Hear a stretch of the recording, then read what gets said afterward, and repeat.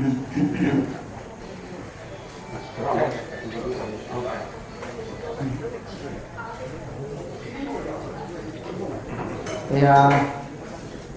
ရားတာရရနာမြတ်သုံးပါးရှိခိုးမယ်အဲ့ဒါပြီးတော့ကိုးပါးတိလခံယူဆောက်တည်မယ်အရင်က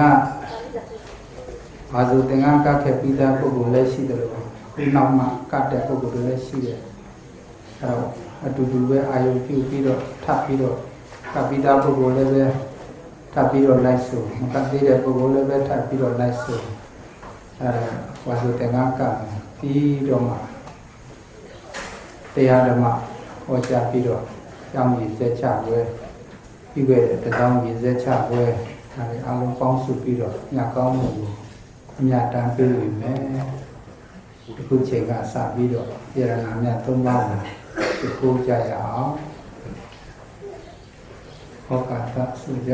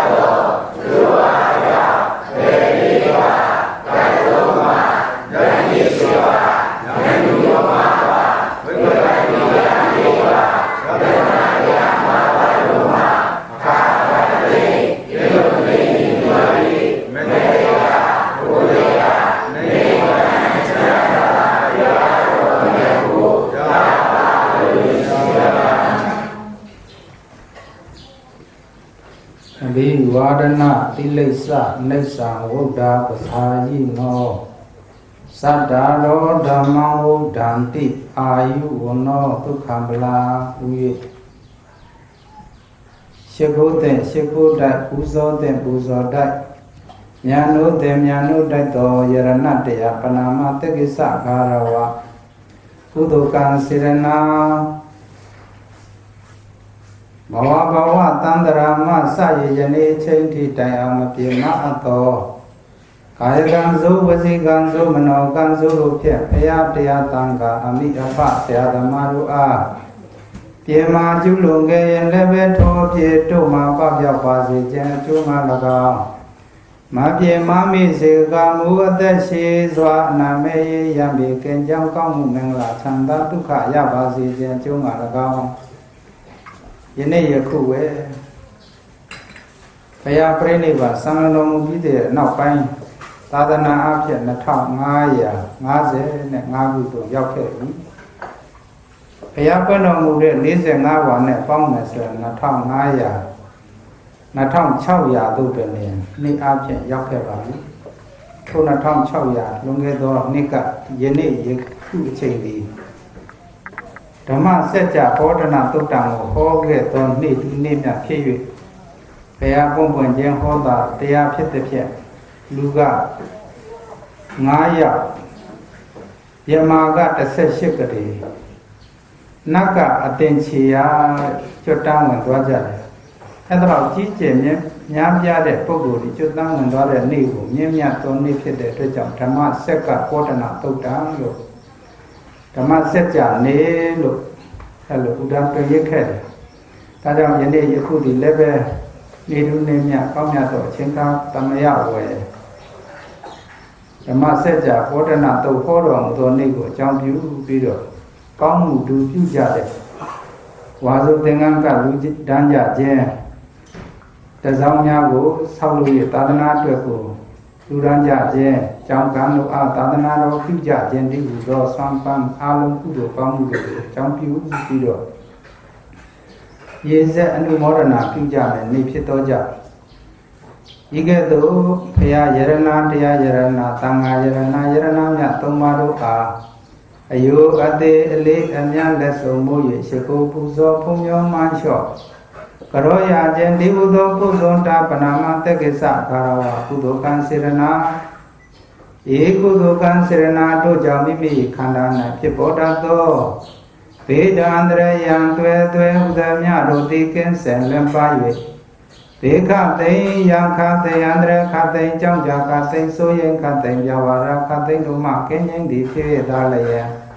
အလိုရှိအတောင့်တအမြမအပ်သောလောကီချမ်းသာဒုက္ခဟုသည်မြလည်းချမ်းသာမြဆောင်းသာမြအရာရာပြည့်ပြည့်စုံအောင်မြင်ပြည့်တွန်းတိုးတဲ့စီပင်ပြန်ပွားကြီးမှသောကောင်းကျိုးချမ်းသာဒုက္ခတို့ကိုရရှိခံစားကြကုန်ပြီး၍ထိုတဲ့လွန်ကဲပုံမြတ်သောဘေချမ်းသာနှင့်မြနိုင်ပြ၍မြနိုင်သောလောကုတ္တရာချမ်းသာဖြစ်သောမေချမ်းသာ၄ပါးပုံချမ်းသာ၄ပါးနိဗ္ဗာန်စွာသောပူပန်သောလောကုတ္တရာတရားမြတ်ချမ်းသာရာကြီးကိုလည်းပဲဒီဘဝ၌ပင်လျက်အလိုရှိကြရာကလိုရှိကြသည့်အတိုင်းကျင့်ကြံကြိုးစားပွားများအထောက်သောခါလည်းမပင်မပချမ်းသာသာချမ်းသာမမလန်းလန်းပြပြဝမ်းသာဝမ်းမြောက်ကိုယ်စီကိုယ်ငှနိဗ္ဗာန်သို့မျက်မှောက်ပြုနိုင်ကြကုန်သောသူတော်ကောင်းကြီးများဖြစ်ကြပါစေ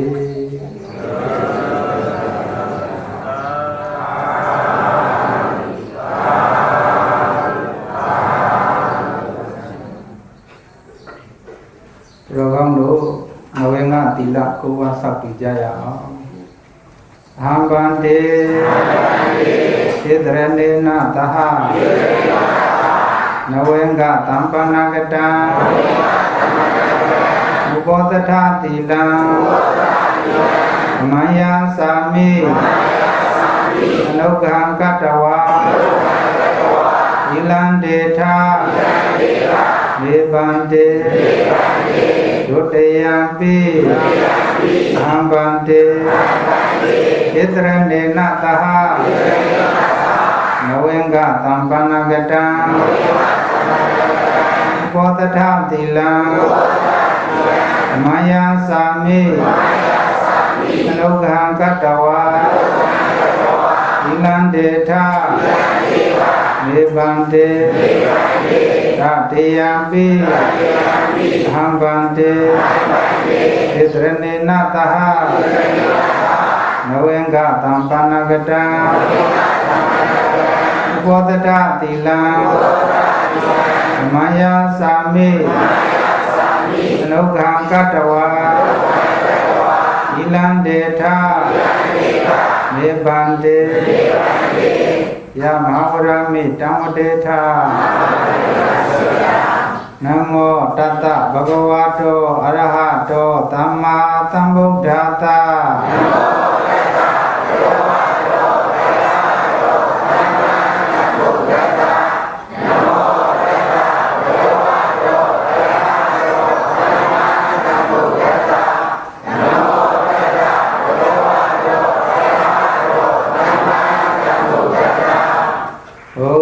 တရဏံကိသာ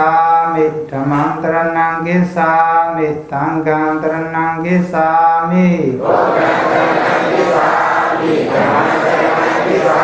မိသံဃံတရဏံကိသာမိဒုတိယံပိဗုဒ္ဓံတရဏံကိသာမိဒုတိယံပိဓမ္မံတရဏံကိသာမိဒုတိယံပိသံဃံတရဏံကိသာမိဒုတိယံပိဗုဒ္ဓံတရဏံကိသာ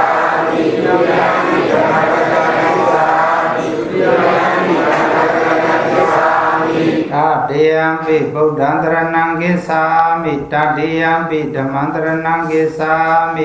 တတေယံပိသံဃံတရဏံကိသာမိတတေယံပိဗုဒ္ဓံတရဏံကိသာမိတတေယံပိဓမ္မံတရဏံကိသာမိတတေယံပိသံဃံတရဏံကိသာမိတရဏဂမနံပရိပုဏ္ဏ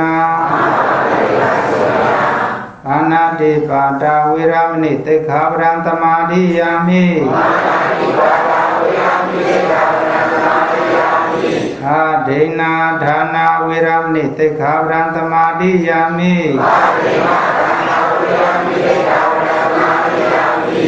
အာဗျမစရိယဝေရမဏိသိက္ခာပဒံသမာဓိယာမိအာဗျမစရိယဝေရမဏိသိက္ခာပဒံသမာဓိယာမိမုသာဝါရဝေ ရမိတေခာပရံသမာဓိယာမိသူရမေရယမေဇပမဒဌာနာဝေရမိတေခာပရံသမာဓိယာမိ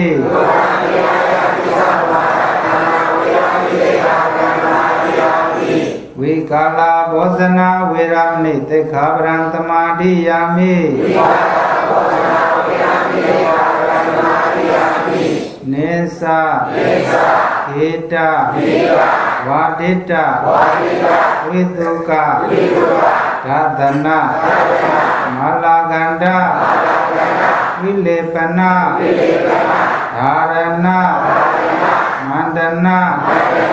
ဝိဘုဒနာဌာနာဝေရမိတေခာပရံသမာဓိယာမိဥစ္စာတယနာမဟာတယနာဝေရမိတေခာပရံသမာဓိယာမိ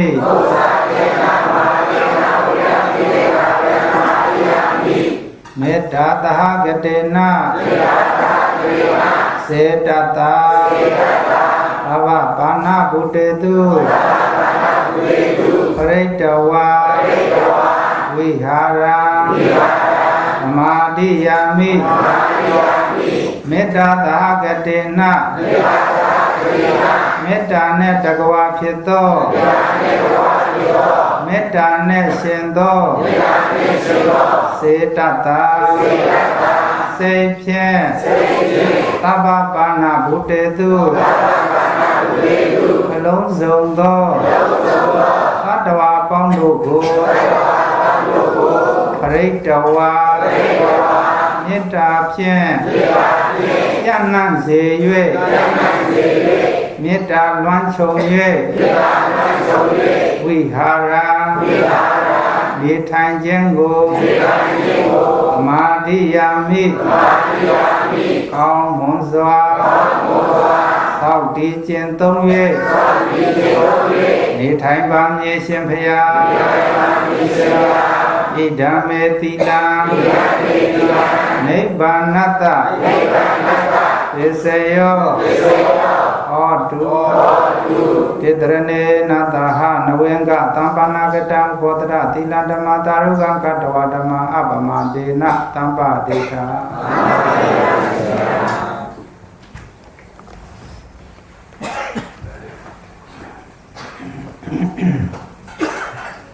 အားလုံးသင်္ကန်းကပိတာပုဂ္ဂိုလ်လည်းပဲရှိပါတယ်မကသေးတဲ့ပုဂ္ဂိုလ်အားလုံးလိုက်ဆိုကြစုံတင်ပြီးဟံဗန္တေသန္တရာဝတ္တဒုက္ခတောမောဇနာထာယဣမံစီဝရံဝတ္တဝါတိကဧမံတံအာယတမန္တောအံဂတ္တဧမံဒေမိဣမေနာပုံညေနအာတဝက္ခယံမဟံဟောတုဗန္တေရှင်ဖယအဟံဖယတပိတော်တိသန္တရာဝတ္တဒုက္ခတောသန္တရာဝစေအပေါင်းမှာမောဇနာထာယကျွလွတ်ထမြောက်ရပါလိုခြင်းအကျိုးငါဣမံစီဝရံဤသင်္ကန်းကိုတေမာတံဝါရင်သုံးလကာလပတ်လုံးအာယတမန္တောအရှင်ဘုရားတို့သည်ဤကြောင့်အရာအတွင်း၌ဝါဆိုဝါကကြမြည်ဖြစ်၍ဝါဆိုဝါကကြစဉ်တွင်သင်္ကန်းကိုကြောင်းပြု၍မပင်ပန်းရလေအောင်ဝါတဝါတိကဝါဆိုရင်မှန်မြတ်သင်္ကန်းအဖြစ်ဖြင့်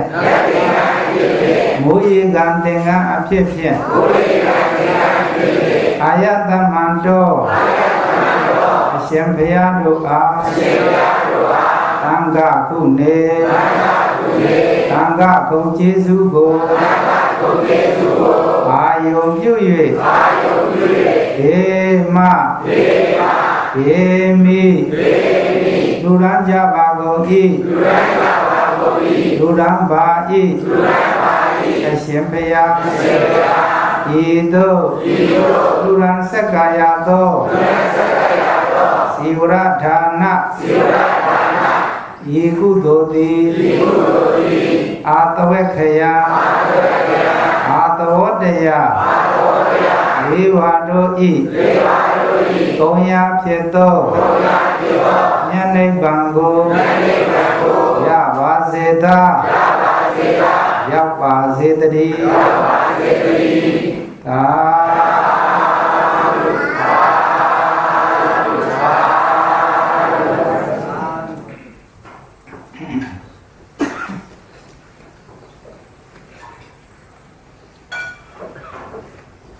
လက်နဲ့ကပ်လိုက်ကောင်းတယ်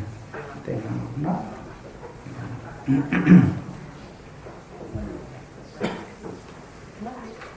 တရားထက်တဲ့ရပါ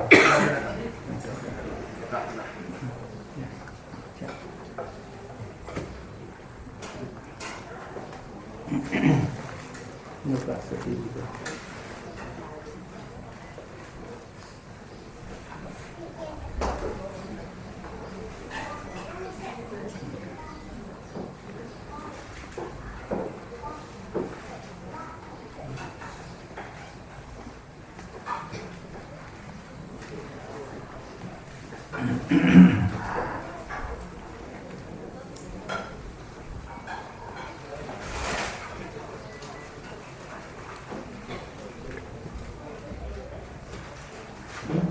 ကောင်းတဲ့ပုဂ္ဂိုလ်ဘာကြောင့်ပြုကြရတာလဲမိမိရဲ့ဥစ္စာစည်းစိမ်တွေစွန့်လွတ်ပြီးတော့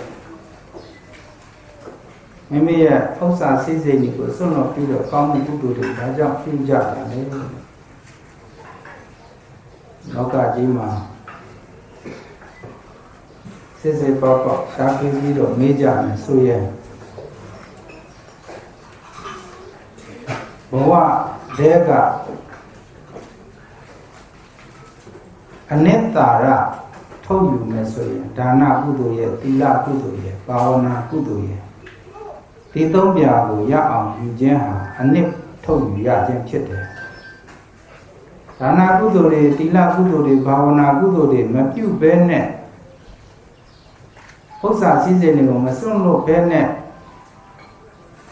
မိမိဒီကောင်းမှုကုသိုလ်ကိုမပြုဘဲနဲ့နေကြတဲ့ပုဂ္ဂိုလ်တွေရှိကြလောကကြီးထဲမှာအဲ့ဒီလိုပုဂ္ဂိုလ်တွေဟာတဲ့မြတ်စွာဘုရားကမိမိရဲ့အဖြစ်ကိုမိမိမသိကြလို့မိမိရဲ့အဖြစ်ဆိုတာတခြားမဟုတ်ဘူးဒီခန္ဓာ၅ပါးဟာသူ့တဘာဝသူ့ကိစ္စအတိုင်းဟိုချိန်တန်ဟိုတာပဲနာချိန်တန်နာတာပဲသိချိန်တန်သိတာပဲပျက်စီးချိန်တန်ပျက်စီးတာပဲအဲ့ဒါမိမိရဲ့အဖြစ်ပဲမိမိရဲ့တွေးကြုံခံစားရတဲ့မိမိရောက်ရှိတဲ့ဒုက္ခအဖြစ်တွေပဲအဲ့ဒီအဖြစ်တွေကိုမသိနိုင်ကြသောပုဂ္ဂိုလ်များဟာမသိတော့မဲ့အတိုင်းငါဟာငါပစ္စည်းငါဥစ္စာနဲ့ဆွဲလန်းပြီးတော့အချိန်တွေကုန်ပြီးတော့အဲ့လိုနဲ့တည်သွားကြတဲ့အခါကျတော့ဘာမှမိမိနောက်ကိုဥစ္စာစည်းစိမ်တွေလိုက်ပါပြီးတော့မပါသွားနိုင်ကြကောင်းမှုကုသိုလ်မရှိဘဲနဲ့ဘဝတစ်ခုရလာပြီးတော့လူဘဝလူပုံလည်းရောက်လာသာသနာနဲ့လည်းတွေ့ကြုံတရားတရားနဲ့လည်းပြည့်စုံပြုလုပ်နိုင်တဲ့အခွင့်အရေးတွေမိမိမှာရှိပါရဲ့နဲ့အချင်းဒီအလားတာဘဝတွေဟာကုံဆုံးပြီးတော့ဘဝတစ်ခုကုံဆုံးသွားမယ်ဆိုရင်ချက်သားတို့တဲ့အဲ့ဒါအချင်းနေပဲ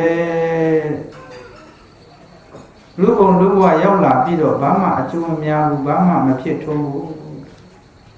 ဘဝရှုံးတာပါပဲ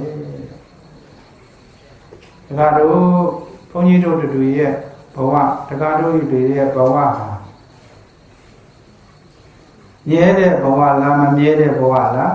မြဲတဲ့ဘဝပါဗျာဒီယုံနာခန္ဓာကြီးဟာစွန့်ရမှာပဲမဟုတ်လားမှန်ပါဗျာအလုံးမှာတည်ကြမှာပဲမဟုတ်လားမှန်ပါဗျာမြဲတဲ့ဘဝလားမမြဲတဲ့ဘဝလားမြဲတဲ့ဘဝပါဗျာ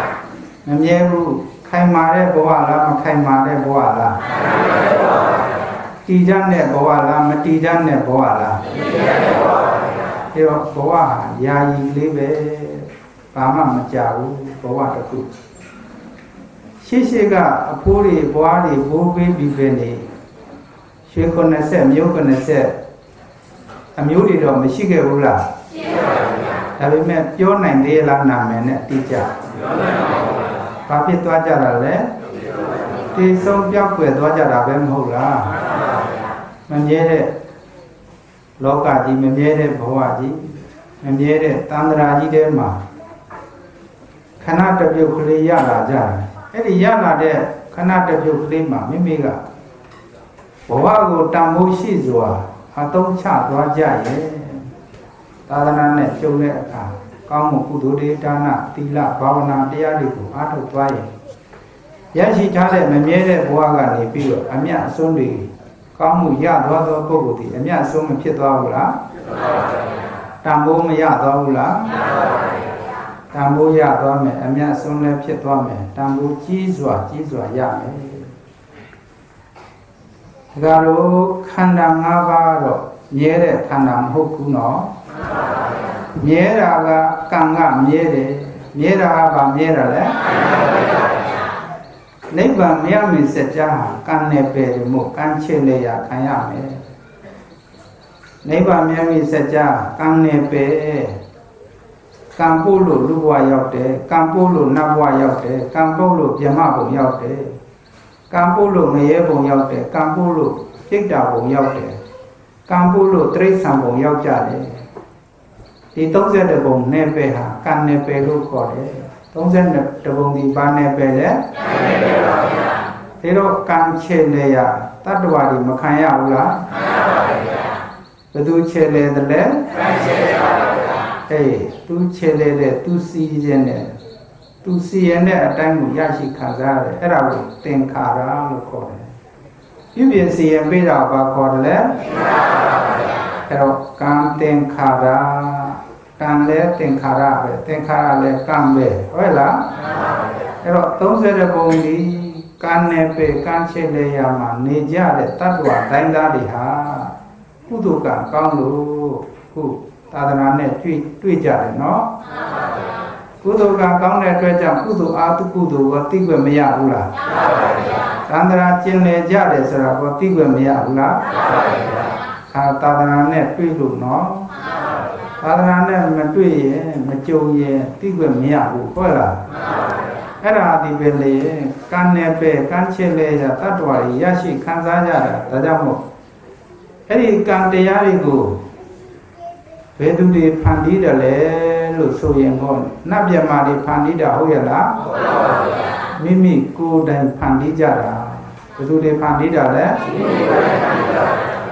ကာယကံဆိုတာတခြားလားကိုယ်တိုင်ပြုတာလားကိုယ်တိုင်ပြုတာပါဗျာဝစီကံဆိုတာတခြားကလားကိုယ်တိုင်ပြောဆိုတာလားကိုယ်တိုင်ပြောဆိုတာပါဗျာမနောကံဆိုတာတခြားလားကိုယ်တိုင်ကြံစည်တာလားကိုယ်တိုင်ကြံစည်တာပါဗျာဒီကာယကံဝစီကံမနောကံဆိုတာတခြားလားကိုယ်တိုင်အားထုတ်တာလားကိုယ်တိုင်အားထုတ်တာပါဗျာကောင်းတဲ့ကံကောမပြုဘူးလားပြုပါရဲ့ဗျာမကောင်းတဲ့ကံကောမပြုတတ်ဘူးလားပြုတတ်ပါရဲ့ဗျာကောင်းမှုမကောင်းမှုတွေကသာဝရသူ့နောက်ကိုအစင်မပြတ်ပြီးကံချဲ့လဲရဖို့တတ္တဝါတွေမခံစားရဘူးလားခံစားပါရဲ့ဗျာအေးဒါကြောင့်ဒီနေရာလေးမှာအဝိဇ္ဇာဥစည်းလို့ချဲ့လဲတာရဲ့ဝိဇ္ဇာညာဥစည်းပြီးတော့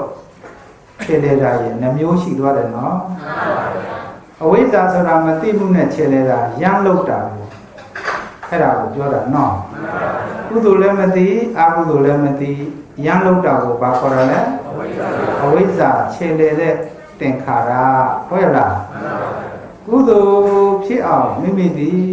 ညာနာတံပယညာနဲ့ရှင်ပြီးတော့ဝိဇ္ဇာနဲ့အတိညာနဲ့ရှင်ပြီးတော့ဩတ န္တရာကြီးထဲမှာကမ်းခြေလေရာတို့တွေခန်းစားကြရတယ်30ဘုံမှာဘဝအစုံစုံခန္ဓာမျိုးစုံတွေနဲ့ကျင်နေကြရတယ်ယခုသာသနာနဲ့တွေ့တဲ့အခါကုသိုလ်လည်းသိခွင့်ရပြီအကုသိုလ်လည်းသိခွင့်ရပြီမကောင်းမှုတွေကိုရှောင်ကျဉ်ပြီးတော့ကောင်းမှုတွေကိုဘဝကြီးတန်ဖိုးဖြစ်တဲ့ဒါနကုသိုလ်သီလကုသိုလ်ဘာဝနာကုသိုလ်တွေကိုတို့ရအောင်အားထုတ်မှာပဲလို့ဆိုတော့ဉာဏ်နာတမ်းပယုတ်ဉာဏ်ရောမရှင်ဘူးလားဝိဇ္ဇာဉာဏ်ဥမစီတော်ဘူးလားဘယ်သူဥစည်းတာလဲဝိဇ္ဇာဉာဏ်ဥစည်းပြီးတော့ကောင်းမှုတွေပြုကြတယ်နော်ဘာကိုပြုကြတာလဲဒါနကုသိုလ်ဆိုတာကြောင်းကြီးတွေစောင့်စွမ်းနေသာသနာကြီးအထောက်ပြုကြတဲ့စွမ်းပန်းသင်္ကန်းကြောင်းစေအဝတ္တအဆောက်အဦဒါတွေဟာသာသနာပြုကုသိုလ်သာသနာရဲ့အထောက်ပံ့ဒါနကုသိုလ်ကြီးတွေမဟုတ်ဘူးလားမိမိအခုစောင့်တည်ကြတဲ့သီလလည်းပဲကိုယ်တိုင်ကြင့်ကြံပြီးတော့ဒါလည်းသီလကုသိုလ်ပဲမဟုတ်ဘူးလားဘာဝနာဆိုတာတော့ပွားများကြရတာဘာပွားများကြတာလဲဆိုတော့ခန္ဓာအရှိကိုဉာဏ်အသိလိုက်ပြီးတော့ရှုမှတ်တာကိုဘာဝနာကုသိုလ်လို့ခေါ်တယ်နော်အဲ့ဒီလိုဘဝတစ်ခုမှာဒီဒါနသီလဘာဝနာကုသိုလ်တွေကိုအခြေခံပြီးတော့တို့ရအောင်အားထုတ်မှရအောင်ကျင့်မှရအောင်စီးပူးမှလို့ဉာဏ်လေးနဲ့ရှင်းပြီးတော့အားထုတ်တဲ့အတွက်ကြောင့်ဒါနပြုတော့လည်းပဲသန္တရာဝတ်ကိုမြင်ပြီးတော့အားထုတ်တဲ့အတွက်ကြောင့်ဝိဝတ္တနိတ္တိတဒါနကုသိုလ်ဖြစ်သွားတယ်နော်ဝိဝတ္တဆိုတာကိုဆင်းရဲမှလွတ်မြောက်ကြောင်းလို့ဆိုတာနော်ဘာပဲဆင်းရဲကလည်းဝိဝတ္တဆိုတာတခြားမဟုတ်ထပ်ပြန်တယ်လဲထပ်ပြန်တယ်လဲရတာကိုခံစားရတာကိုနောက်ကလိုက်လာတဲ့မကောင်းမှုကြီးကိုခေါ်တာနော်ဝိဆိုတာနောက်ကမကောင်းမှုတွေထပ်ပြန်တယ်လဲခံစားတာကိုပြောတာနော်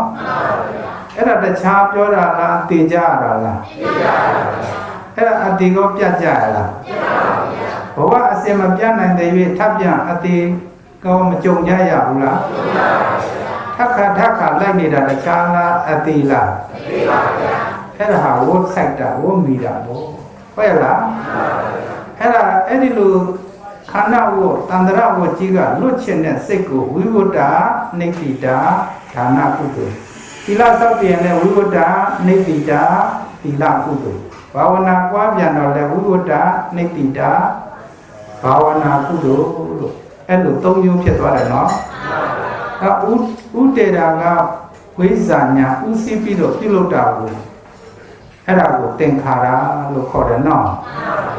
အခုဒါနသီလဘာဝနာကုသိုလ်ကောင်းမှုပြုတာလေသင်္ခါရပဲမဟုတ်လားမကောင်းတာတွေပြုလုပ်ရင်လည်းသင်္ခါရပဲမဟုတ်လားအခုပြုနေတာဒီကဝိဇ္ဇာညာဥသိပြီးတော့မပြုလုပ်ဘူးလားဝိဇ္ဇာညာဆိုတာအတိကိုပြောတာနော်ဘာကိုပြောတာလဲဒါနလည်းဝိဇ္ဇာညာဥသိပြီးတော့ပြုရမယ်သီလလည်းဝိဇ္ဇာညာဥသိပြီးတော့ပြုရမယ်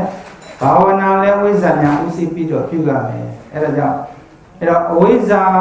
ရှိနေတဲ့မြတ်သည်မသိမှုနဲ့ပြုလုပ်တဲ့အလုပ်ဟုတဲ့မြတ်သည်ရမ်းလုပ်တယ်လို့ခေါ်တယ်နော်ရလို့တယ်ဆိုတော့ကောင်းတာလည်းပါမယ်မကောင်းတာလည်းပါမှာပေါ့အကျိုးလည်းမသိဘူးအကြောင်းလည်းမသိဘူးပေါ့နော်အဲ့ဒါမျိုးကိုအဝိဇ္ဇာပစ္စယသင်္ခါရလို့စာလို့အဲ့လိုပြောတယ်အဝိဇ္ဇာကြောင့်သင်္ခါရဖြစ်အဝိဇ္ဇာကြောင့်ဘာဖြစ်တယ်လဲသင်္ခါရဖြစ်သင်္ခါရပစ္စယဝိညာဏဆိုတာယုံနာခန္ဓာမရတော့ဘူးလားသင်္ခါရကြောင့်ယုံနာခန္ဓာဆိုတဲ့နဲ့ဘဝခန္ဓာဇာတိတွေမဖြစ်ဘူးလားဒီတော့ခန္ဓာဖြစ်တယ်ဆိုရင်မွေးသိလွတ်ပါမလားလွတ်ပါဘူးဒီတော့ဒုက္ခကိုထပ်ပြီးတော့ဒုက္ခပဲပြန်ရတယ်ဆိုတော့ဝုတ်ကတော့လွတ်ပါမလားလွတ်ပါဘူးအဲ့ဒါကြောင့်ဝုတ်ဒီခန္ဓာမကြိုက်ဘူးကွယ်နောက်ခန္ဓာယူအောင်မယ်ဆိုတော့ဒီဝုတ်ကိုငါဝပြီးခံစားတာနောက်ဝုတ်တစ်ခုခံစားကျင်တယ်ဆိုပြီးတော့တောင်းတရာကောမရောက်တော့ဘူးလားရောက်ပါပါဗျာအဲ့ဒါသိလို့လားမသိလို့လားသိလို့ပါဗျာမသိလို့ဟုတ်ရဲ့လားမသိတာကအဝိဇ္ဇာမသိတာကပြောတာလဲဝိဇ္ဇာအဲ့တော့အာထုတာကသင်္ခါရအဝိဇ္ဇာနဲ့သင်္ခါရပေါင်းလိုက်တော့အကျိုးဖြစ်တဲ့ဝိဘက်ဖြစ်တဲ့ခန္ဓာဘဝဇာတိတွေမရကြဘူးလားအဲ့ဒါကိုပဋိစ္စသမုပ္ပါလေလို့ပြောတာနော်အခုကတော့ဘုန်းကြီးတို့ကဝိဇ္ဇာညာနဲ့ဘာညာနဲ့လဲဝိဇ္ဇာညာနဲ့ဆိုတော့မင်းတို့ရဲ့ခန္ဓာဒီမြဲတဲ့ခန္ဓာလားမမြဲတဲ့ခန္ဓာလား ကိုယ်သဘောလိုက်သလားကိုယ်သဘောမလိုက်ဘူးလားအဲ့တော့ကိုယ်သဘောလည်းမပါကိုယ်သဘောလည်းမလိုက်တဲ့ဒီယုံနာခန္ဓာဟာကိုယ်ပိုင်တယ်ကိုယ်ဆိုင်တယ်ကိုယ်အစိုးရတယ်လို့ပြောလို့ဖြစ်သေးရလားဖြစ်ပါဘူးဗျာကိုယ်ပိုင်တယ်ဆိုရင်မအိုးနဲ့ပေါ့မနာနဲ့ပေါ့မသေးနဲ့ပေါ့ကိုဖြစ်ချင်တိုင်းဖြစ်နေစမ်းပေါ့အခုဖြစ်ရလားဒီခန္ဓာမဖြစ်ဘူးဆိုတော့ကိုယ်ပိုင်သလားကိုယ်အစိုးရသလားကိုမပိုင်ကိုမဆိုင်ကိုအစိုးမရတာဟာဓမ္မသူ့သဘောသူဆောင်တယ်နော်သူ့သဘောသူဆောင်တာကိုအနတ္တသူ့သဘောသူဆောင်တာကိုပါတယ်လေဒီတော့အတ္တလားအနတ္တလားအနတ္တဒီခန္ဓာကြီးကပါတယ်လေအနတ္တမြဲတဲ့ခန္ဓာလားမမြဲတဲ့ခန္ဓာလားမမြဲတဲ့ခန္ဓာမဟုတ်အနိစ္စမမြဲတဲ့ခန္ဓာမဟုတ်ဒီခန္ဓာပါတယ်လေတခြားပြောတာလားဒီခန္ဓာကြီးပြောကြတာလားတခြားခန္ဓာမကြည့်နဲ့ခုခန္ဓာကိုကြည့်နော်အဲ့တော့မြဲသလားမမြဲဘူးလားမြဲပါဘူးပိုင်သလားမပိုင်ဘူးလားအစိုးရလားအစိုးမရလားအစိုးရပါဘူးပြီးတော့အတ္တလားအနတ္တလားအနတ္တပါဗျာကောင်းပြီဆင်းရဲမျိုးစုံဦးဆင်းရဲဘယ်မှာကြတာလဲခန္ဓာမှာပဲမဟုတ်လားနာဆင်းရဲဘယ်မှာကြတာလဲဒီဆင်းရဲဘယ်မှာကြတာလဲခုပဲလဲရတဲ့ဆင်းရဲဘယ်မှာကြတာလဲတောကရောက်လိုက်တဲ့ဆင်းရဲဘယ်မှာကြတာလဲတောကတွေဗျာပါဒတွေငိုကြွေးမှုတွေပူဆွေးမှုတွေအိုစေနာတာဒီဒုက္ခတွေဟာဒီခန္ဓာမှာကြီးတဲ့ပဲဖြစ်တာနော်တခြားမှာဖြစ်တာလားခန္ဓာမှာဖြစ်တာလားတော့ခန္ဓာမှာဆင်းရဲတွေရဲ့ကြာရောက်ရာပေါက်ဖွားရာဖြစ်ပေါ်ရာဖြစ်သောကြောင့်ဒီခန္ဓာဒီကောင်းတဲ့ခန္ဓာလားမကောင်းတဲ့ခန္ဓာလားဒုက္ခခန္ဓာလားဒုက္ခခန္ဓာလားဒုက္ခခန္ဓာဒါတော့ခန္ဓာဒုက္ခခန္ဓာကြီးလည်းမြင်လိုက်တော့ဒီခန္ဓာကြီးဒီဒုက္ခလက္ခဏာမရှိဘူးလားရှိပါတယ်ဗျာသူများကပြောလို့သိတာလားခန္ဓာအရှိကိုသိသွားတာလားခန္ဓာရှိကိုသိသွားတာဘယ်သူရဲ့အရှိကိုသိတာလဲခန္ဓာကိုယ်မှတကူမှသူကဒုက္ခခန္ဓာကြီးဟုတ်ရဲ့လားဘာခန္ဓာကြီးလဲအေးအဲ့တော့မြဲတဲ့ခန္ဓာလားမမြဲတဲ့ခန္ဓာလားမမြဲတဲ့ခန္ဓာတများပြောပြနေတာလားခန္ဓာကပြောပြနေတာလားမပိုင်ဘူးဟဲ့မပိုင်ဘူးဟဲ့မဆိုင်ဘူးဟဲ့ဘယ်သူမှအစိုးမရဘူးဟဲ့ဆိုတာတများကပြောတာလားခန္ဓာအရှိကြီးကပြောပြနေတာလားခန္ဓာအရှိကြီးကပြောပြနေတာအမှန်ကြီးကိုမသိတော့ဘူးလားသိတော့ပါဘူးအဲ့တော့သိတာကဝိဇ္ဇာဉာဏ်မဟုတ်လားသိတာကဘာလဲဝိဇ္ဇာဉာဏ်ပါဗျာအရှိတရားကိုအသိနဲ့ကပြီးတော့မြင်သွားဘူးလားမြင်ပါပါဟောခန္ဓာမှာဆိုပုဂ္ဂိုလ်သတ္တဝါသူတစ်ပါးမဟုတ်ဘူးမပိုင်ဘူးငါနဲ့လည်းမဆိုင်ဘူးဓမ္မတက်တဲ့သူသဘောသူဖောက်ပြန်တဲ့ချိန်ဖောက်ပြန်ပျက်စီးတဲ့ချိန်ပျက်စီးတာပဲဆိုတော့ငါလို့ရှာစရာပြစရာများအစိုးရတယ်လို့ရှိသေးရဲ့လားရှိပါဘူးဗျာအေးငါလို့လည်းပြစရာငါလို့လည်းအစိုးရစရာမရှိဘူးဒီတော့ဗာမြင်သွားလဲခန္ဓာကြီးခန္ဓာရှိတဲ့မြဖြစ်တဲ့မြဒုက္ခသစ္စာကြီးပဲဘာသစ္စာလဲဒုက္ခသစ္စာစိတ်ဆင်းရဲတယ်စိတ်ဆင်းရဲတယ်ဆိုတော့နာဆင်းရဲတာပဲမဟုတ်လားကိုယ်ဆင်းရဲတယ်ကိုယ်ဆင်းရဲတယ်ဆိုတာရုပ်ဆင်းရဲပဲမဟုတ်လားရုပ်ဆင်းရဲနဲ့နာဆင်းရဲကလွဲရလို့တစ်ပင်ဆင်းရဲရှိသေးရဲ့လားယဉ်ကျေးဆင်းရဲကိုပြောလို့ရလားကောင်းကင်ဆင်းရဲကိုပြောလို့ရလားသမုဒ္ဒရာဆင်းရဲကိုပြောလို့ရလားလောကပြောကြတာပါလေရုပ်ဆင်းရဲနာဆင်းရဲငါစိတ်ဆင်းရဲလိုက်တာဒီလိုပဲမပြောကြဘူးလားပြောကြပါဘူးအဲ့တော့နာဆင်းရဲပဲမဟုတ်လားနာဒုက္ခပဲမဟုတ်လားပူရနာတာတွေကရုပ်ဒုက္ခပဲမဟုတ်လားအဲ့တော့မစားဘဲနဲ့ကောမကျွေးဘဲနဲ့ကောနေလို့ရလားမပြောင်းဘဲနဲ့ကောပြင်လို့မပြင်ဘဲနဲ့ကောဒီခန္ဓာရလားအမြဲတမ်းထိုင်လို့ကောဖြစ်ရလားဖြစ်ပါဘူးအမြဲတမ်းအိတ်လို့ကောဖြစ်ပါမလားဖြစ်ပါဘူးအမြဲတမ်းရနေလို့ကောရလားမရပါဘူးအမြဲတမ်းလမ်းလျှောက်နေလို့ကောဖြစ်ရလားဖြစ်ပါဘူးဘယ်လိုပဲနေဒီခန္ဓာကြီးဒီဒုက္ခပေးနေတာလားဒုက္ခပေးနေတာလားဒုက္ခပေးနေတာပါအမြဲတမ်းဒုက္ခဖြစ်နေတာလားဒုက္ခဖြစ်နေတာလားဒုက္ခဖြစ်နေတာပါကောင်းပြီဒီတော့ခန္ဓာကြီးဒီဒုက္ခလို့ပြောတာမာသလားမှန်သလားမှန်တယ်နော်မှန်တဲ့ဟာကိုသိတာကသစ္စာ ဟုတ်ရဲ့လားပေါင်းလိုက်တဲ့ကဒုက္ခသစ္စာတခြားပြောတာလားခန္ဓာလားဒီတော့ခန္ဓာဒုက္ခသစ္စာကြီးသိသွားတဲ့အတွက်ကြောင့်နောက်ထပ်ဒုက္ခကိုရကျင်ကြသေးရဲ့လားသိကျင်ကြသေးရဲ့လားပူကျင်ကြသေးရဲ့လားနာကျင်ကြသေးရဲ့လားငိုကြွေးကျင်ကြသေးရဲ့လားကိုယ်ကွင်းကျင်ကြသေးရဲ့လားဘာကြောင့်မကိုယ်ကွင်းကျင်ကြလဲဒုက္ခကြောက်သွားတာပဲမဟုတ်လားဘာကြောက်သွားတာလဲဒုက္ခကြောက်သွားတယ်ဆိုတာတခြားပြောတာလားဒုက္ခမလိုချင်တော့တာလားဒုက္ခမဖြစ်ချင်တော့တာနော်ဘာမဖြစ်ချင်တော့တာလဲဒုက္ခသစ္စာလို့ပိုင်းခြားပြီးတော့သိမြင်သွားသောထုထုပုဂ္ဂိုလ်သည်တဲ့ဖြစ်လို့ဖြစ်ချင်နေတဲ့ဆိုတဲ့ယယံသမုဒယသစ္စာဆိုတဲ့ယယံတဏပောနောပဝိကနန္ဒီရာဂသာဂတတတရာဘိနန္ဒာဒီနိတဲ့ဘဝတိကိုတီထောင်ပေးတယ်ဆိုတဲ့ဆွဲလန်းခြင်းဆိုတဲ့တဏသမုဒယဒီမှာဒုက္ခသစ္စာမြင်တော့တာနဲ့နောက်ထပ်ဖြစ်ချင်တဲ့စိတ်မရှိတာဒီပဲသမုဒယသစ္စာမပယ်တော့ဘူးလားသိပါပါဘုရားသမုဒယသစ္စာမသိတော့ဘူးလားသိပါပါဘုရားဒီတော့အကြောင်းကြောင့်အကျိုးဖြစ်တယ်ဆိုတော့သမုဒယသစ္စာကြောင့်ဒုက္ခသစ္စာလို့မဆိုဘူးလားဆိုပါပါဘုရားသမုဒယသစ္စာအကြောင်းပယ်သွားတဲ့အတွက်ကြောင့်အကျိုးဒုက္ခသစ္စာကမသိတော့ဘူးလားသိပါပါဘုရားဘာကြောင့်သိရတာလဲအကြောင်းကင်းသွားလို့အကျိုးလည်းကင်းတယ်နော်အကြောင်းချုပ်ရင်အကျိုးလည်းချုပ်တယ်အဲ့တော့သမုဒယသစ္စာကအကြောင်းတရားမဟုတ်လားအကျိုးတရားကဘာသစ္စာဒုက္ခသစ္စာဒါတော့သမုဒယအကြောင်းချုပ်သွားရင်အကျိုးဒုက္ခသစ္စာကမသိသွားဘူးလားသိပါပါဘုရားအဲ့တော့အကြောင်းသမုဒယသစ္စာလည်းချုပ်နောက်ထပ်လိုချင်တဲ့ဘဝဇာတိကိုဖြစ်ချင်တဲ့စိတ်မရှိတော့ဘူးဒုက္ခသစ္စာလည်းမြင်သွားပြီဆိုတဲ့အခါကျတော့နောက်ကမဖြစ်ချင်တဲ့ဟာဒီပဲသမုဒယသစ္စာပယ်ပြီးဖြစ်သောကြောင့်တဏှာဥပါဒံချုပ်ငြိမ်းပြီးဖြစ်သောကြောင့်အကျိုးဖြစ်တဲ့ဒုက္ခသစ္စာလည်းသိမ့်သွားဘူးလားသိပါပါဘုရားဒုက္ခသစ္စာချုပ်ငြိမ်းတာတခြားလားនិရောဓသစ္စာလားនិရောဓသစ္စာဘာသစ္စာပါလဲនិရောဓသစ္စာនិရောဓသစ္စာကိုမျက်မှောက်ပြုကြောင်းအကျဉ်းဆိုတဲ့တမာတိဋ္ဌိတမာသင်္ကပ္ပတမာတိဋ္ဌိကောင်းသောအမြင်တမာသင်္ကပ္ပကောင်းသောအကြံဆိုတဲ့ပညာမဲ့ကမရှိဘူးလားရှိပါရဲ့အခုတရားနာရဲနဲ့ဘာညာနဲ့မြင်နေတာလဲပညာမဲ့ကနဲ့မြင်နေကြတာနော်ဘာမဲ့ကနဲ့မြင်နေကြတာ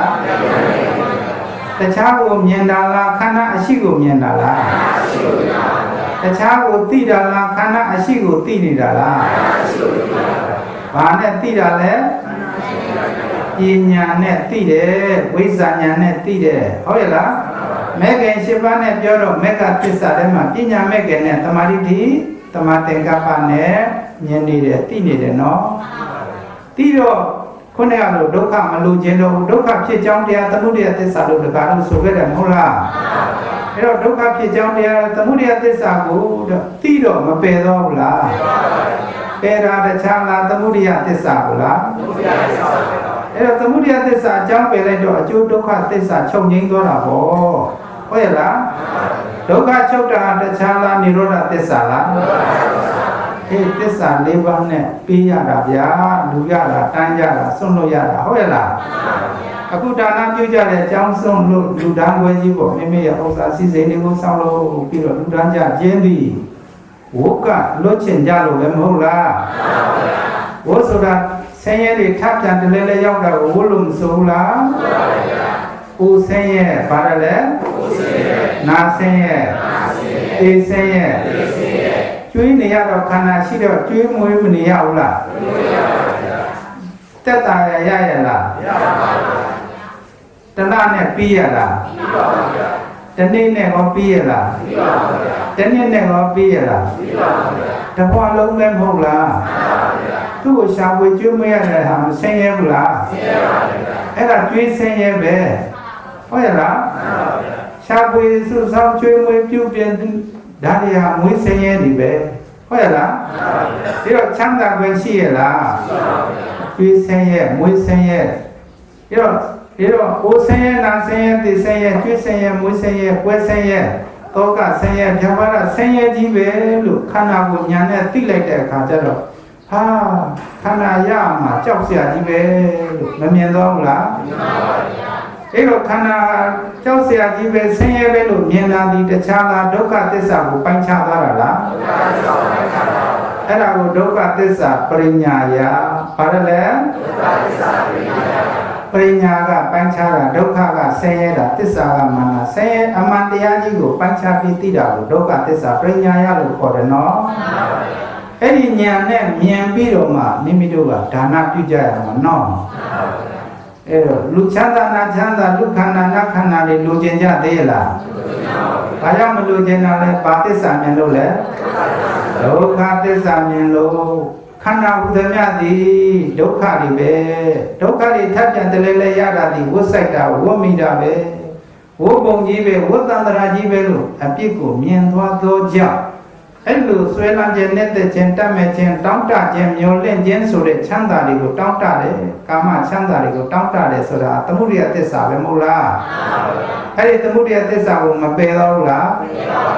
ပယ်တော့တာဒီသမုဒိယသစ္စာပါဟာတပါလို့မခေါ်ဘူးလားပါဟာတပါကပယ်တတ်တာပါဟာတပါကဘာလဲ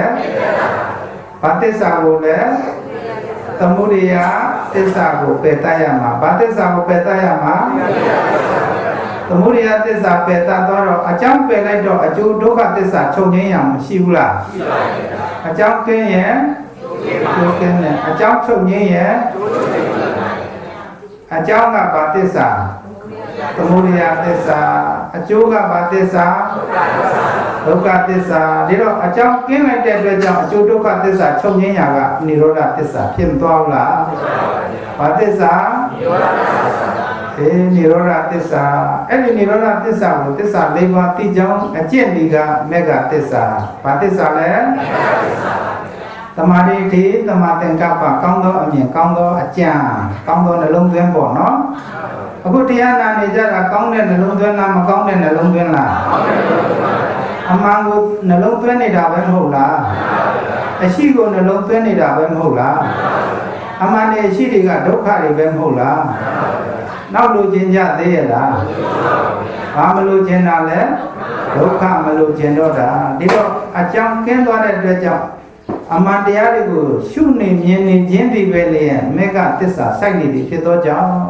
တရားနာစဉ်တွဲလိုက်ကြလေဟောဘုရားရှင်ရှိစဉ်ခါတော့က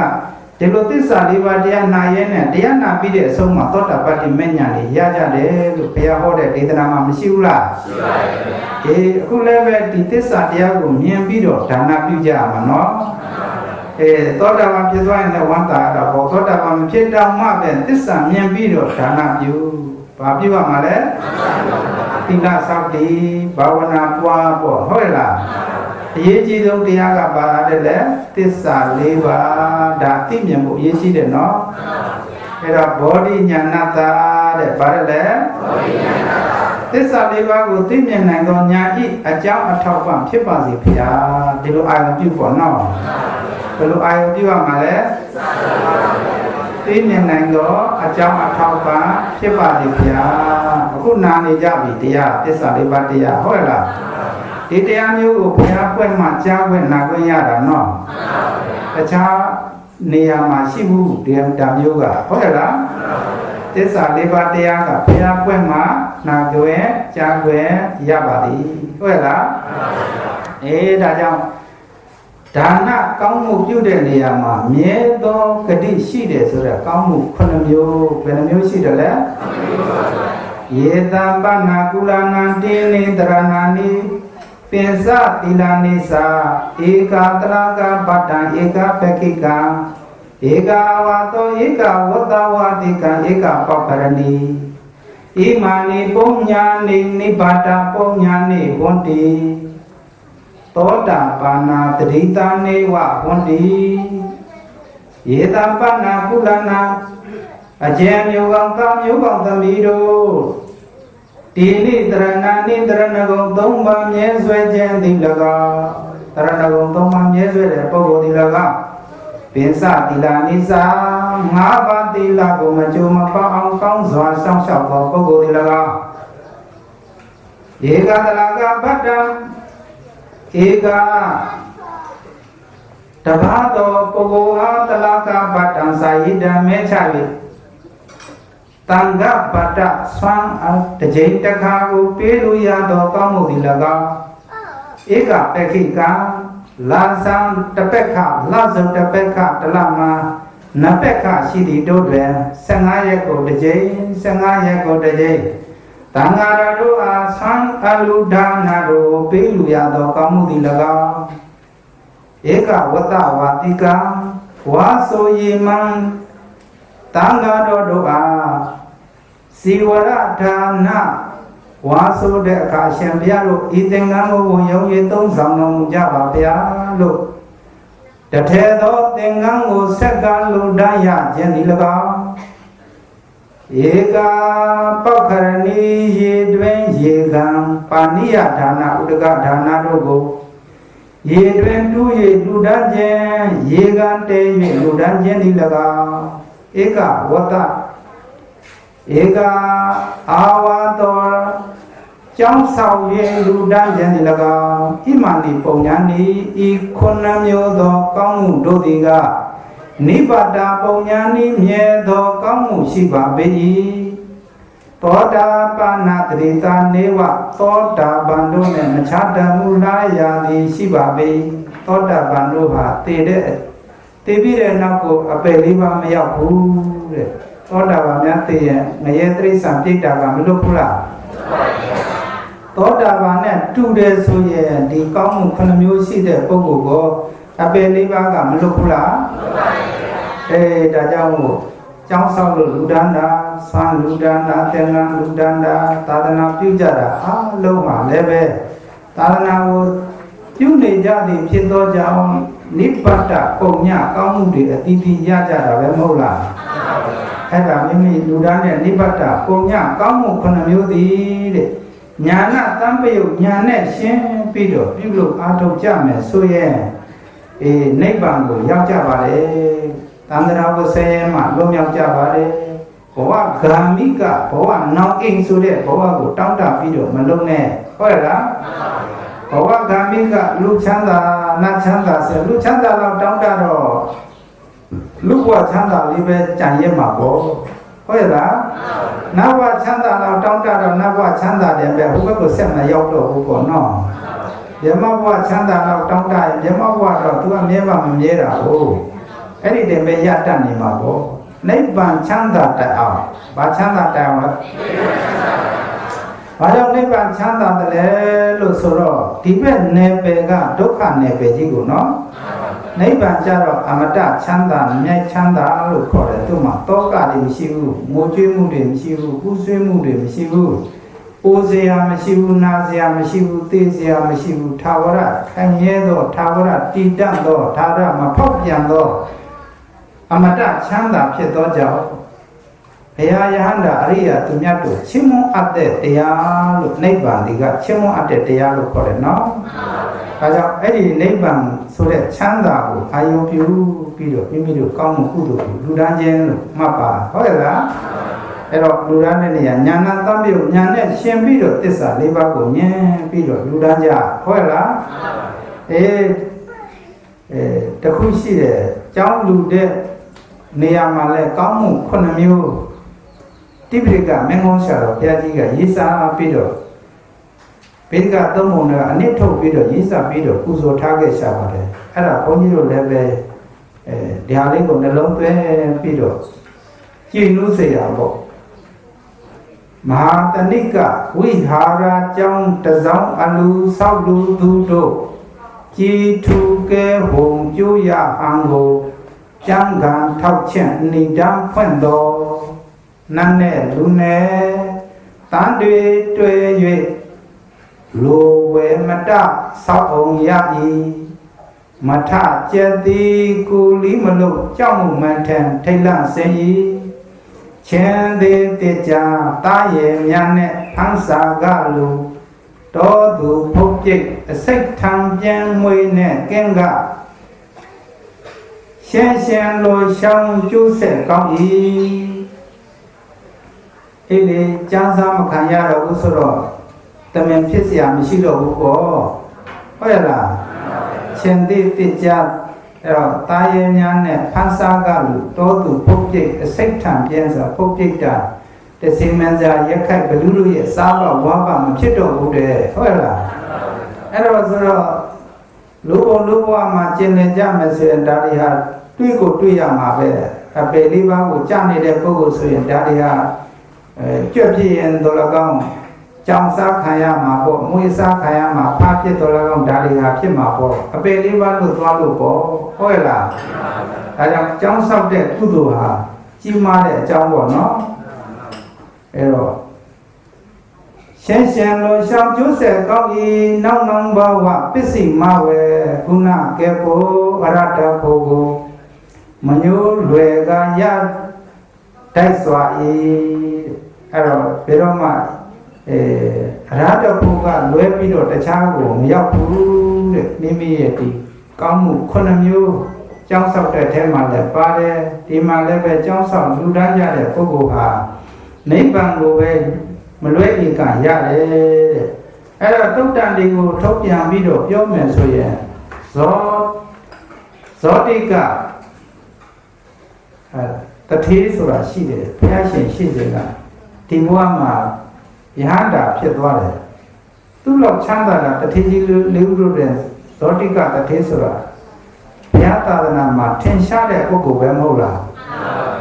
အဲ့ဒါသူ့ရဲ့အာဝါဒအဆောက်အဦတွေကိုဝိသကြုံနာစားကဖန်ဆင်းပေးရတာဗရမ ्या နဲ့တိဆောက်ထားတဲ့သံဃာအိမ်ကြီးရှင်ဘုရင်ဖြစ်တဲ့ဗိမိတာရမင်းတို့တောင်သူ့လောက်မချမ်းသာဘူးရှင်ဘုရင်တော့ရှင်ဘုရင်ပဲရှင်ဘုရင်အကျိုးပေးတာသို့တော့ချမ်းသာတဲ့နေရာကျတော့ဇောတိကတတိတို့လောက်မချမ်းသာဘူးအဲ့ဒါဘာကွာသွားကြတယ်လဲဆိုရင်ဇောတိကတတိဟိုကတ္တဗဘုရားရှင်လက်ထက်ကကျောင်းတကာကောင်းပြီဒီလိုကတ္တဗဘုရားရှင်လက်ထက်ကကျောင်းဆောက်လို့လူသားနိုင်တယ်အဲ့ဒီရဲ့ကောင်းမှုကဘာပြုတ်ခဲ့တာလဲကျောင်းတကာဖြစ်ရအောင်ကတ္တဗဘုရားရှင်လက်ထက်ကကျောင်းတကာဖြစ်ရအောင်ဘာကောင်းမှုတွေများလုပ်ခဲ့တယ်လဲလို့နောက်ကိုပြန်ပြီးတော့တွေးလိုက်တဲ့အခါကျတော့ပြန်ပြီးတော့သုတ်တံမှာဘုရားပြန်ဟောတာ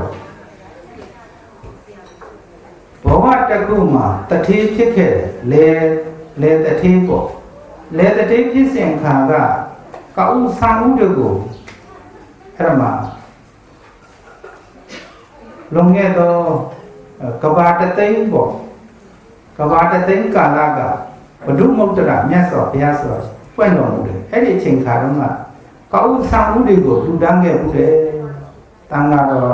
တသိန်းနဲ့တကွဘုရားကိုလူတန်းခဲ့ဘူးတယ်အဲ့ဒီကောင်းမှုကိုရှိခဲ့တဲ့အတွက်ကြောင့်ဒီမှာကတ္တဗဘုရားရှင်လက်ထက်ကတထေးဖြစ်တယ်ကျောင်းသားဖြစ်တယ်အဲ့ဒီကောင်းမှုကြောင့်ဘောရမမြတ်စွာဘုရားမှာဇောတိကတထေးဖြစ်တယ်နောက်ယဟန္တာဖြစ်တယ်အဲ့ဒီတထေးဘုရားဘုရုမုဒ္ဒရာမြတ်စွာဘုရားရှင်ရဲ့ဘုဘက်ကိုပြန်ပြီးတော့မြတ်စွာဘုရားပြန်ပြီးတော့ဒီလေတထေးကြီးဖြစ်အောင်ဘာကောင်းမှုတွေရှိခဲ့သေးတယ်လဲဆိုတော့ဘဝတစ်ခုမှာဘဝတသိရဲ့ဘဝတစ်ခုမှာသစ္စကဗုဒ္ဓတဆူနဲ့တွေ့တော့ကြံကင်းအလုတ်သမားကြံရည်ကိုလောင်းလူခဲ့ဟုတ်တယ်အဲ့ဒီကောင်းမှုကနေပြီးတော့မှအဲ့ဒီလောင်းလိုက်တဲ့ကောင်းမှုကြောင့်နတ်ပြည်ကနေပြီးတော့လူပြည်ပြန်ရောက်အပေလေးပါးကိုတစ်ကြိမ်တစ်ခါမှမကြရောက်ဘူးတဲ့အဲ့ဒီကြံသစ္စကဗုဒ္ဓကိုကြံရည်လေးလူလိုက်ရတဲ့ကောင်းမှုကြောင့်ပဲနတ်ပြည်ရောက်နတ်ပြည်ကနေလူပြည်ရောက်ပြန်တော့လည်းပဲကောင်းမှုကုသိုလ်တွေထပ်ပြီးတော့အကြောင်းခံပြုလိုက်ပြန်တယ်ကောင်းမှုကုသိုလ်အဲ့ဒီကောင်းမှုကုသိုလ်အကြောင်းခံနဲ့ပဲနေနတ်ပြည်ရောက်နတ်ပြည်ကနေလူပြည်ကိုပြန်ဆင်းကတ္တဗဘုရားရှင်လက်ထက်ရောက်ကတ္တဗဘုရားရှင်လက်ထက်တော့ကျောင်းတကားဖြစ်တထေးဖြစ်အဲ့ဒီကနေတည်းကမှကောင်းမှုကုသိုလ်နဲ့တခါဒီကောရမမြတ်စွာဘုရားဖွင့်တော်မူတဲ့အချိန်အဲ့ဒီအချိန်ခါကြတဲ့ခါကျတော့ဇောတိကနတ်ပြည်ကဆင်းသက်ပြီးဇောတိကတထေးပြန်ဖြစ်တန်တရာကြီးထဲမှာကြောင်းကျိုးဆက်ဆက်ပြီးတော့ကောင်းတဲ့ဘုံဘဝနဲ့ကျင်လေပြီးတော့အကြောင်းကောင်းတဲ့ခါကျတော့အကျိုးတွေကောင်းပြီးတော့ကောင်းသောချမ်းသာနဲ့ကောင်းသောဘုံဘဝကောင်းသောလက်လေခြင်းနဲ့ဖြစ်မယ်လေတန်တရာခရီးကိုဆုံးသတ်တော့တာမရှိဘူးလားအဲ့ဒါဘာလဲဆိုတော့အကြောင်းကောင်းခဲ့ကြတာဒီနော်ဒါကြောင့်မို့တရားဓမ္မတွေလည်းပဲအခုဒီဘာလို့ကြတာလဲဆိုအကြောင်းကောင်းအောင်လုပ်နေကြတာဘာလို့နေကြတာလဲဒါကြောင့်မို့ဆက်ခါကောင်းမှုတွေဟာသူကရနာခြင်းမရှိဘူးခန္ဓာကတော့မမြဲဘူးက ကံကတော့မြဲတယ်နော်ခန္ဓာကမြဲသလားမြဲပါဗျာရတဲ့ဘဝလေးမှာဖြစ်ပြီးရင်မွေးပြီးရင်ဇာတိရှိရင်မရဏရှိမှာပဲဒါဖြစ်ပြီးရင်ပြတ်သွားတာဒါခန္ဓာမြဲသလားမမြဲဘူးလားမြဲပါဘူးဒါပေမဲ့မိမိပြုတဲ့ကံကတော့ဘယ်ထိအောင်သွားတယ်လဲနိဗ္ဗာန်တိုင်အောင်သွားတယ်ကံကတော့မြဲတယ်နော်ဘာကမြဲတာလဲမမြဲတာဘာပါလဲခန္ဓာမမြဲဘူးဆိုတော့မိမိရှိတဲ့တာမယာကျေးကျွန်အဆောက်အဦဒါတွေကပုံစွန့်ခွာသွားဘူးလားမမြဲဘူးဆိုတော့ပိုင်လို့လားမပိုင်လို့လားခန္ဓာကမပိုင်ဘူးဆိုတော့ဉာဏ်ရောပိုင်တာရှိသေးရဲ့လားရှိပါဘူးဗျာဉာဏ်ကြီးပဲပွဲထဲမှာဇတ်ထဲမှာတတိလုံးတူလို့ပေါ့တခါလေစလွယ်ကြီးတွေနဲ့စိတ်နှလုံးကြီးနဲ့ချမ်းသာတဲ့တတိကြီးတွေလုံးတတိကတော်ကြီးတွေလုံးစိတ်လေးနဲ့ဗရက်တွေနဲ့ပလဲလေးနဲ့ပွဲပြနေတော့မှတော့ဒီလိုပေါ့တညတာလုံးညောင်းလို့မိုးတော့တဲ့အခါကျတော့အဲ့ဒီစိတ်ကြီးရွှေလေးရှင်ပြင်းရဲ့စီးစိတ်ကြီးရှိသေးရဲ့လားရှိပါဘူးကပြတုံးလေးပဲအဲ့ဒါကြောင့်ဘဝဆိုတာတညတာနဲ့တူတယ်ဘာနဲ့တူတာလဲဇာကတို့ဆုံးသွားတာနဲ့ကာလိချတာနဲ့လက်ထင်ကမိုးတော့လဲရောက်သွားတာနဲ့မိုးလဲသွားတာနဲ့ဒီဇတ်တိတ်သွားပြီမဟုတ်လားတဘဝတခဏတာဒဇတ်တိတ်ကြတယ်လို့ပေါ့ဟုတ်လားလက်ထင်ကပါသွားသေးလားဒီရှင်ပြင်းကြီးကသူစီစီဥစ္စာတွေဝတ်ဆင်ထားတာပါသေးရဲ့လားတစ်တာတဲ့ပြန်ရောက်သွားတာပဲဟုတ်လားဒါကြောင့်မင်းတို့ရဲ့ဘဝဒီကောမြဲလားမြဲပါဘူးခန္ဓာဘဝဒီပဲခန္ဓာဒီမမြဲခဲ့ရင်ဘယ်သမီးဘယ်သားဘယ်လင်ဘယ်ယောက်ျားဘယ်ဥစ္စာပိုင်တာရှိသေးရဲ့လားရှိပါဘူးမြဲတာရှိသေးရဲ့လားရှိပါဘူးယူသွားနိုင်ရဲ့လားယူသွားနိုင်ပါဘူးအဲ့တော့ယာယီကလေးပဲဇာကနေတဲ့အခါရှင်ပြန်ဆိုတော့ကတော့ငါရှင်ပြန်ဖြစ်တော့တဘောဆိုရင်ကျန်တဲ့မူကြီးမရတဲ့ကမင်္ဂလာပါဗျာဆိုတာရှင်ပြန်လုပ်တဲ့ခါလေးမှာဇက်ကတဲ့ခါမင်္ဂလာပါလို့ဆိုတာဟုတ်ရဲ့လားဒီနေ့ကမိုးတော့တဲ့ခါလမ်းမှာတွေ့မင်္ဂလာပါဗျာလို့ပြောသေးရဲ့လားအဲ့ဒါလိုနဲ့တူတယ်ဟုတ်လားဒါကြောင့်ခန္ဓာဆိုတာမမြဲခဲ့ဘူးဆိုရင်ဘာဥစ္စာစည်းစိမ်ကိုမြဲတာရှိသေးရဲ့လားရှိပါဘူးခန္ဓာကမပိုင်ရင်ဥစ္စာစည်းစိမ်ကိုပိုင်ရဲ့လားမပိုင်ဘူးပိုင်တာဟာကံပဲပိုင်တာဘာလဲနိဗ္ဗာန်တိုင်အောင်ယူဆောင်လို့မသွားဘူးလားအခုဒါနပြုတာဟာကိုယ်ပိုင်နေပဲဒါနပြုတာဟာဘာလဲဘယ်တိအောင်ယူဆောင်သွားမှာလဲလူချမ်းသာနတ်ချမ်းသာနိဗ္ဗာန်မြတ်မြတ်စัจ जा အထိအောင်ဒါအကုန်လုံးယူသွားမှာပဲဟုတ်လားဒါကြောင့်အနိတ္တာရဆိုတဲ့ဌာနသီလဘာဝနာတွေဘဝတစ်ခုတည်းကအနိတ္တာရဒါထုတ်ယူလို့ရပါတယ်ဟုတ်လားဒါကြောင့်မို့မိမိဒီကောင်းမှုခုနှစ်မျိုးနဲ့တကွမိမိတို့ဒီပုံညကောင်းမှုအစဉ်လို့ကိုရရှိပြီးတော့သံဃာခန္ဓာဒုက္ခတွေပြန်ငြိမ်းပြီးတော့ဘဝဇတ်သိဉ္ဇနိဗ္ဗာန်ကိုမျက်မှောက်ပြုနိုင်ပါရစေဗျာတပည့်တော်တို့လူသားများတဲ့ကောင်းမှုကုသိုလ်သည်သံဃာဒုက္ခရစေပြီးပရိစ္ဆသမုပ္ပါပြည့်၍ဘဝဇတ်သိဉ္ဇနိဗ္ဗာန်မျက်မှောက်ပြုရစေဟူ၍ဆုတောင်းပတ္ထနာပြုကြကုန်ရာ၏ပြုကြသည့်အတိုင်းဟိုစီကိုငါနိဗ္ဗာန်သို့ဆက်ရောက်နိုင်ကြသောအရိယာသူတော်ကောင်းများဖြစ်ကြပါစေကုန်သတည်း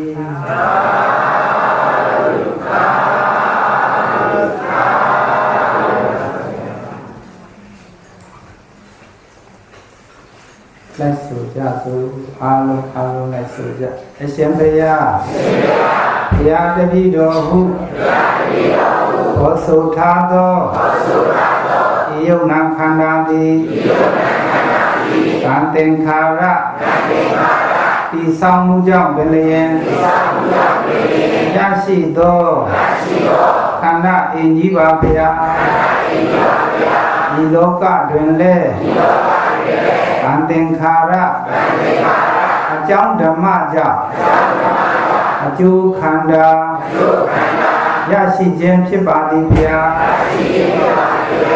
ဘုံအမျိုးမျိုးဘဝအမျိုးမျိုး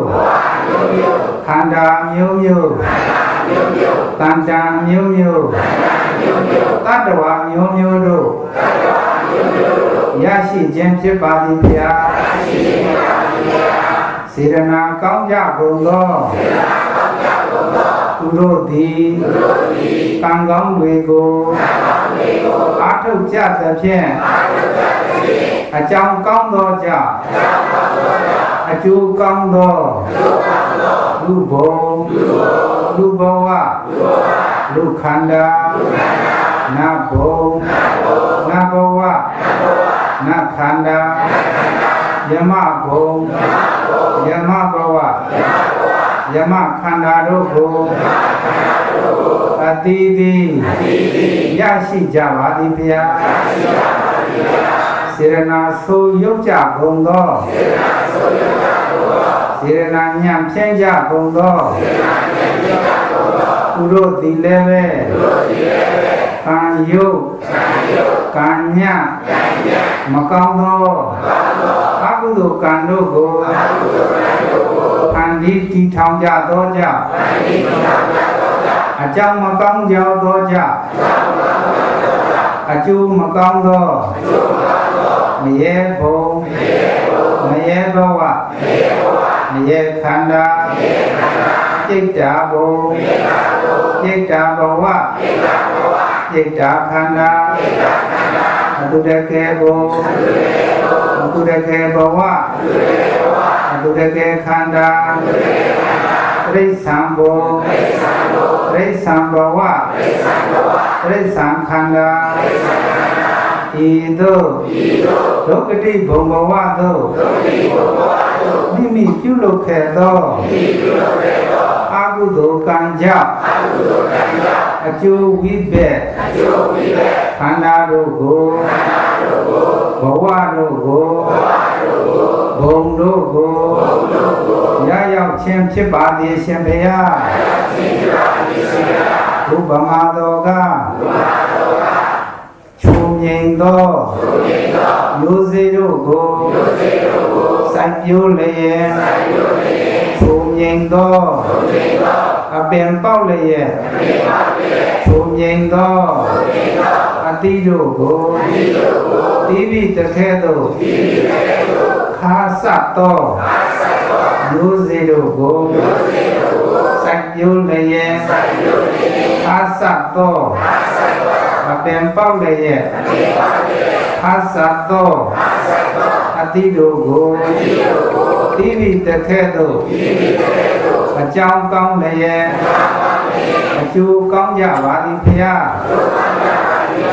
အကြောင်းကံမကောင်းလျက်မျိုးစိတ်မကောင်းလျက်အကျိုးလည်းပဲမကောင်းကြပါဖျားဒီလောကတွင်လည်းသူလောကတွင်လည်းလူချင်းတူတော်လည်းစေရနာချင်းဗံချင်းပါရမီချင်းကုသိုလ်ချင်းစရဏချင်းမတူကွဲပြားသောကြောင့်လူတို့သည်လည်းမတူကွဲပြားဌာနာကြပါသည်ဗျာအချို့သောလူတို့သည်အသက်ရှည်ကြပါသည်ဗျာအချို့သောလူတို့သည်အသက်တိုကြပါသည်ဗျာအချို့သောလူတို့သည်ရုပ်ရည်အဆင်းလှပကြပါသည်ဗျာအချို့သောလူတို့သည်ရုပ်ရည်ယူပကာယမလှပကြပါဗျာသို့သောလူတို့သည်ဥစ္စာဒနာကျွယ်ဝချမ်းသာကြပါသည်ဗျာသို့သောလူတို့သည်ဥစ္စာနိမဲဆင်းရဲကြပါသည်ဗျာသို့သောလူတို့သည်အနာရောဂါကင်းရှင်းကြပါသည်ဗျာသို့သောလူတို့သည်အနာရောဂါသူပြောကြပါသည်ဗျာသို့သောလူတို့သည်ဉာဏ်ဉာဏ်ကြီးမားကြပါသည်ဗျာသို့သောလူတို့သည်ဉာဏ်နှုံမွဲကြပါသည်ဗျာ သို့သောလူတို့သည်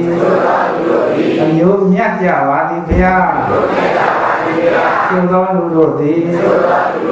အမျိုးနှိမ့်ကြကြပါသည်ဗျာသို့သောလူတို့သည်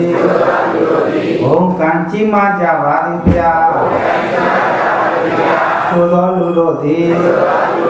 ဘုံကံနေပါကြပါသည်ဗျာဤသို့မတူကွဲပြားဌာနာခြင်းသည်လည်းပဲပြုလုပ်ခဲ့သောစေရနာခြင်းကံခြင်းပါရမီခြင်းကုသိုလ်ခြင်းမတူကွဲပြားသောကြောင့်ဌာနာခြင်းဖြစ်ပါသည်ရှင်ဗျာနတ်ပင်ဖြစ်တဲ့ကစားနတ်တို့သည်လည်းပဲအချို့သောနတ်တို့သည်ဘုံကံကြီးမားကြ၏ခြေရန်များကြ၏အသက်ရှည်ကြ၏အချမ်းရန်များကြ၏စီးစိမ်ကြီးမားကြ၏ဘုံဗိမာန်ထေဝါကြ၏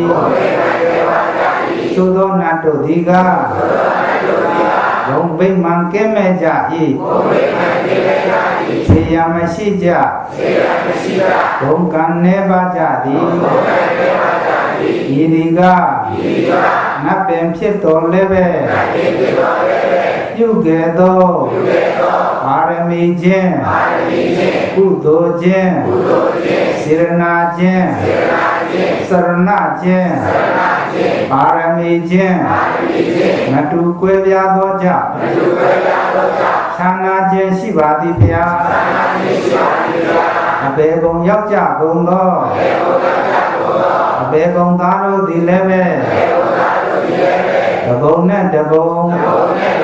အဘဝနဲ့တဘဝမတူကြပါဗျာမိမိပြုလုပ်ခဲ့သောအာဟုသောကံဤအကြီးအသေးဝါချမှုကြောင့်ရရှိသောအကျိုးသွားတို့သည်လည်းမရေပုံခြင်းမတူဘဝခြင်းမတူဆင်းရဲခြင်းမတူဝါချကြပါသည်ဗျာဒီလောကသည်ကအကြောင်းကြောင့်အကျိုး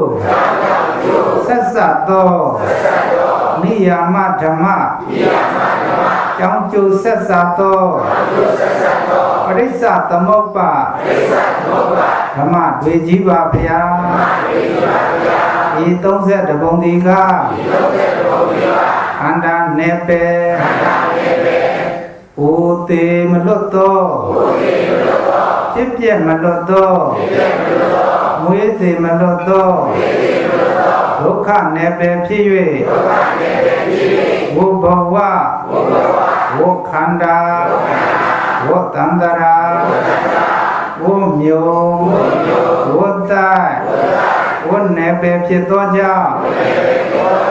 ဒုက္ခနေပေသင်္ကတဒုက္ခနေပေပါဗျာဤကဲ့သို့ဘုံမှာပဲကံဖြစ်သောဝိသေလည်းလွတ်ရာဖြစ်သောမူကြွေးခြင်းလည်းကင်းရာဖြစ်သောဆိုရင်ခြင်းလည်းမရှိသောဘူပင်ခြင်းလည်းမရှိသောဘုရားယဟန္တာအရိယာသူမြတ်တို့ဉာဏ်မောက်ကိုယ်လုံးရာလည်းဖြစ်သောအမတ္တချမ်းသာနိဗ္ဗာန်မြတ်ကိုရေတံတောင်းတလည်းရဲ့မုံမြတ်သောမနတိကာရတို့ဖြင့်ဣမံ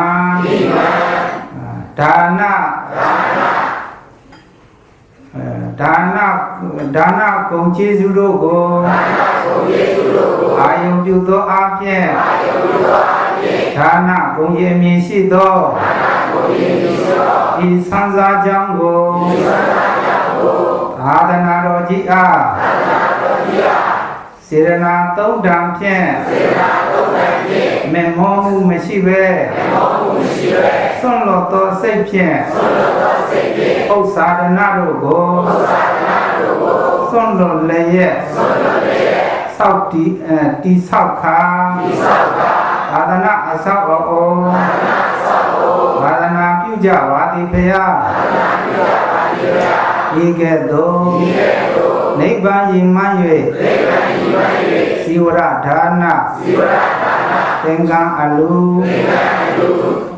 ဘောဇနာဒါနသံအလူသင်္ကန်းအလူကျောင်းအလူဆေးအလူလေးပါးသောအလူဒါနတို့ကိုပြီးတော်တို့သည်သာသံတည်းသာသနာတော်ကြီးအားဤထောင်ကြပါကုန်၏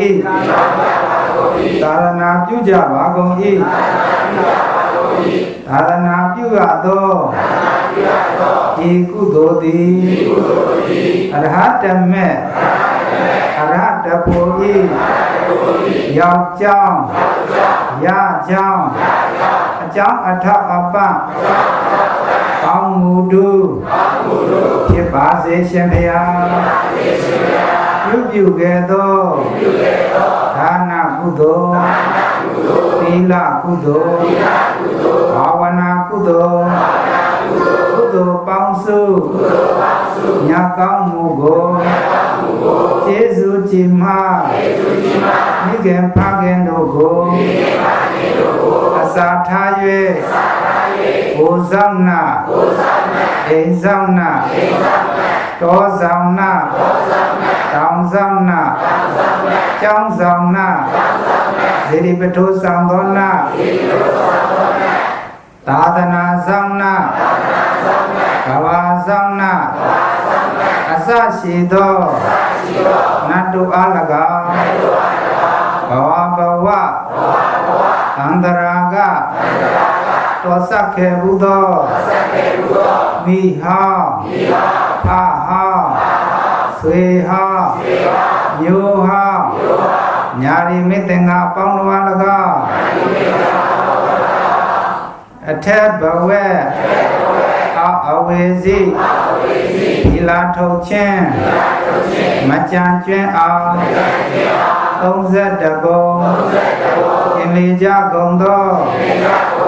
လူအယယနတ်အဖျားဖျားယမမကျွင်းသရဝခဝင်းတို့အားရကြပါစေကုသိုလ်ဝေသည်အညီအမျှရစေသောအလုံးသာသနာ